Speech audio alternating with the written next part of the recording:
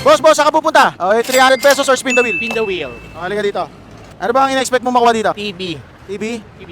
Mini TV gusto mo? Kahit ano. Basta TV. O sige, ano pa inaantay mo? Spin mo na yan. Ano kayo mapapanood ni Idol? Oy! Nanalo ka ng pink bike. Igunin mo. Pero dito ka papunta? Malaki siya, kayang-kaya ka pero pang ano siya. Bagay siya yun, pink na bike. Pink bagay. Bagay. Teka ha, ano pa yan? Punta tayo sa HMR. Tara. So, anong nararamdaman mo? Nanalo ka ng pink bike? Excited. Ay, ako excited din ako. Sasakyan mo yun, pauwi sa inyo ha. Malayo ako. Ayan, o sige, tara na.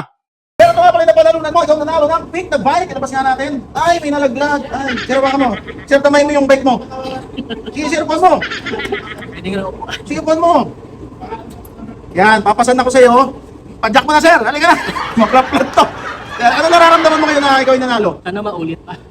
Sana nga, no? Kahit ako, gusto ko rin yan eh. Para regalo ko sa anak ko in the future. So, paano mo dadalhin niya? Ibabike mo na pauwi sa inyo. Parang ganun na. Ay, lang naman. Sino gusto natin pasalamatan? Siyempre, HMR. Yan. Maraming salamat. Yan, maraming salamat mga buso. Mga buso, gusto nyo rin ma-experience, so comment down below.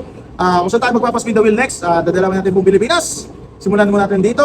Meron tayo sa Cebu, kung dadalaw tayo dyan, abang-abang lang. At like, comment, and share this video mga buso. Dahil may chance kayo manalo na. Ito. Bibigyan ko kayo niyan. Ang gagawin nyo lang is magpapansin kayo sa akin sa social media. Mag-like, comment, and share kayo lagi. Bakit kayo deserving bigyan, no? Ayun lang mga buso, bye-bye. Sheesh!